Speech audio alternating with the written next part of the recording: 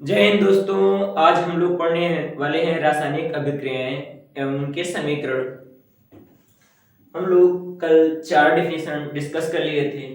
जो लोग पिछला वीडियो नहीं देखे हैं जाकर उस वीडियो को देखें। आते हैं अपघटन अभिक्रियाएं। अपघटन अभिक्रियाएं क्या होती हैं? वह अनुक्रमणीय अभिक्रियाएं जिसमें किसी पदार्थ अणु दो या दो से अधिक सरल अणुओं में विभाजित हो जाते हैं अपघटन अभिक्रियाएं कहलाती हैं।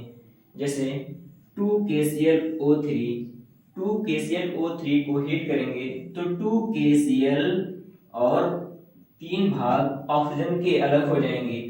ये अनुत्क्रमणीय है, यानी कि अब अभिकारक से उत्पाद हमारा बन गया है, अब उत्पाद से विकारक नहीं बन सकता है। इसलिए ये क्या होती हैं? अनुत्क्रमणीय अभिक्रियाएं होती हैं। ये केवल एक ही दिशाओं में संभव होती हैं, इसलिए ये क्या होती हैं? अनुत्क्रमणीय अभिक्रिया होती हैं और दो या दो से अधिक भागों में विभक्त हो जाती हैं। ऐसी अभिक्रियाओं को हम क्या कहते हैं? अपघटन अभिक्रियाएं कहते हैं। ऐसी अनुत्क्रमणीय अभिक्रियाएं जो दो या दो से अधिक भागों में विभक्त हो जाती हैं, ऐसी अभिक्रियाओं को क्या कहते हैं? अपघटन अभिक्रियाएं कहते हैं। आगे देखते हैं वियोजन अभिक्रियाएं। वियोजन अभिक्रियाएं क्या होती हैं? जैसे हमने पढ़ा है अपघटन अभिक्रियाएं वे अनुत्क्रमणीय अभिक्रियाएं। इसी प्रकार इसमें क्या होगा? वे उत्क्रमणीय अभिक्रियाएं। क्या हो जाएगा? वे उत्क्रमणीय अभिक्रियाएं जिसमें किसी पदार्थ के अणु दो या दो से अधिक सरल अणुओं में विभाजित हो जाते हैं। क्या कहलाते हैं? वियोजन अभिक्रियाएं कहलाती हैं। क्या कहलाती हैं? वियोजन अभिक्रियाएं कहलाती हैं। इसमें एक वर्ड आया है उत्क्रमणीय अभिक्रिया, जो हम पिछली वीडियो में डिस्कस कर चुके हैं। उत्क्रमणीय अभिक्रियाएं क्या होती हैं? उत्क्रमणीय अभिक्रियाएं ऐसी अभिक्रियाएं होती हैं जो दोनों दिशाओं में संभव होती हैं, यानी कि अभिकारक से उत्पाद और उत्पाद से अभिकारक दोनों बनाती हैं। ऐसी अभिक्रियाओं को हम क्या कहते हैं? उत्क्रमणीय अभिक्रिया, यानी कि जो दोनों दिशाओं में संभव है, यानी कि अभिकारक से उत्पाद भी बन जाएगा और उत्पाद से अभिकारक बन जाएगा। तो वियोजन अभिक्रियाएं क्या होती हैं? वह उत्क्रमणीय अभिक्रियाएं जिसमें किसी पदार्थ के अणु दो या दो से अधिक सरल अणुओं में विभाजित हो जाते हैं, ऐसी अभिक्रियाओं को क्या कहते हैं? वियोजन अभिक्रियाएं कहते हैं। इसके दो दो एग्जाम्पल याद कर लेंगे। पेपर में कोई एक एग्जाम्पल देना जरूरी होता है, 2 नंबर का पेपर में जरूर पूछा जाता है। आगे देखते हैं द्विविस्थापन या उभय अपघटन अभिक्रियाएं।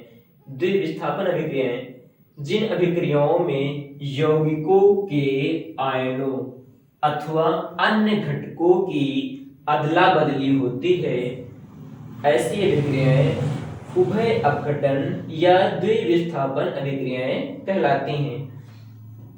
आइए देखते हैं AgNO3, इसका नाम है सिल्वर नाइट्रेट। Ag क्या होता है? सिल्वर होता है। ये किसके साथ अभिक्रिया कर रहा है? NaCl, sodium chloride. अब Ag पर हम जानते हैं 1 प्लस होता है चार्ज और NO3 पर 1 माइनस होता है। Ag पे कितना होता है? 1 प्लस चार्ज होता है, NO3 पर 1 माइनस चार्ज होता है। Na पर कितना होता है? 1 प्लस चार्ज होता है और Cl पर 1 माइनस चार्ज होता है। सबको चार्ज याद करना बहुत आवश्यक है। अब जो हमारा Ag प्लस है वो किससे विक्रिया करेगा? माइनस वाले से करेगा। तो Ag किससे विक्रिया करेगा? Cl से। तो क्या बना लेगा? AgCl, यानी कि सिल्वर क्लोराइड। ये क्या बन गया हमारा? Silver chloride. अब बचा क्या है? Na plus NO3 minus. क्या बचा है? Na प्लस NO3 माइनस, तो बन जाएगा NaNO3। जब भी कोई भी सूत्र लिखा जाएगा तो उसमें प्लस वाला मान आगे रखा जाता है। जैसे कि Na क्या है? प्लस में, इसको आगे रखा गया है। नाम भी इसी का पहले लिखा जाता है, जैसे सोडियम नाइट्रेट। इसका नाम क्या है? Sodium nitrate. NO3 क्या बोलते हैं? नाइट्रेट। NO3 हमारा क्या हो जाएगा? Sodium nitrate. यहाँ हम क्या देख रहे थे? द्विविस्थापन या उभय अपघटन किस लिए कहता है? यहाँ हम देख रहे हैं Ag के आयन किससे अभिक्रिया कर रहे हैं? Cl से अभिक्रिया कर रहे हैं। और Na के आयन किससे अभिक्रिया कर रहे हैं? NO3 से अभिक्रिया कर रहे हैं। यानी कि यहाँ आयनों की क्या हो रही है, अदला बदली हो रही है। उसी प्रकार यहाँ देखते हैं CH3C डबल को माइनस में टूटता है और H प्लस में टूटता है। CH3C डबल ओ किस में टूटता है, माइनस में टूटता है और H प्लस में टूटता है। Na प्लस और OH माइनस। अब CH3C डबल ओ माइनस से किससे विक्रिया करेगा, प्लस से विक्रिया करेगा। तो CH3C डबल ओ एसीटेट बोलते हैं, इसको क्या बोलते हैं, एसीटेट। ये एसीटेट हमेशा आगे लिखा जाता है और जो भी इसके साथ प्लस वाला होगा वो पीछे लिखा जाएगा। यही ऐसा है एसीटेट जो माइनस होते हुए भी आगे लिखा जाता है। फिर भी इसका नाम कैसे लिखा जाएगा, नाम हमेशा प्लस वाले का फिर लिखा जाता है। तो इसमें प्लस क्या है, सोडियम। प्लस क्या है, सोडियम। इसका नाम क्या हो जाएगा, सोडियम। और CH3C डबल ओ को क्या बोलते हैं, एसीटेट। तो आगे क्या लिख देंगे, एसीटेट।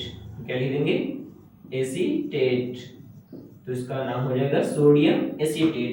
अब H प्लस किससे विक्रिया करेगा, OH माइनस। तो क्या बना लेगा, H2O।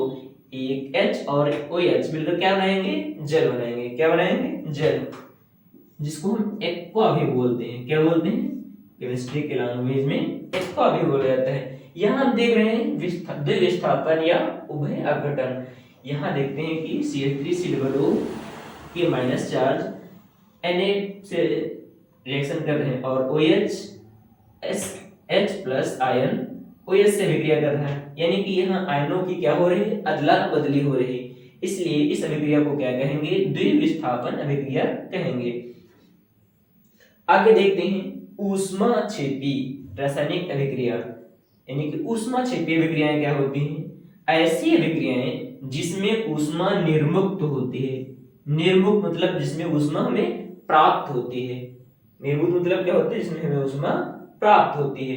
ऐसी अभिक्रियाओं को क्या कहते हैं, ऊष्माक्षेपी अभिक्रियाएं कहते हैं। जैसे हाइड्रोजन और ऑक्सीजन। हाइड्रोजन और ऑक्सीजन मिलकर क्या बनता है, जल बनता है। क्या बनता है, जल। और उससे जो अभिक्रिया होती है हमें 136.8 किलो कैलोरी ऊर्जा प्राप्त होती है। कितनी ऊर्जा प्राप्त होती है, 136.8 किलो कैलोरी ऊर्जा प्राप्त होती है। कैलोरी किसका मात्रक होता है, कैलोरी ऊष्मा का मात्रक होता है। किसका मात्रक होता है, ऊष्मा का।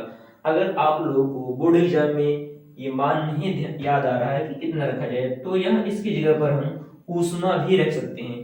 केवल क्या रख सकते हैं, ऊष्मा रख सकते हैं।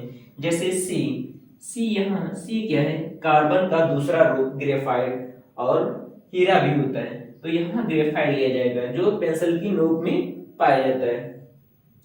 ग्रेफाइट ऑक्सीजन से विक्रिया करके क्या बनाएगा, कार्बन डाइऑक्साइड तथा 94 किलो कैलोरी इससे ऊष्मा प्राप्त होगी। तो ये ऐसी विक्रियाएं हैं जिससे हमें क्या होती है, ऊष्मा प्राप्त होती है।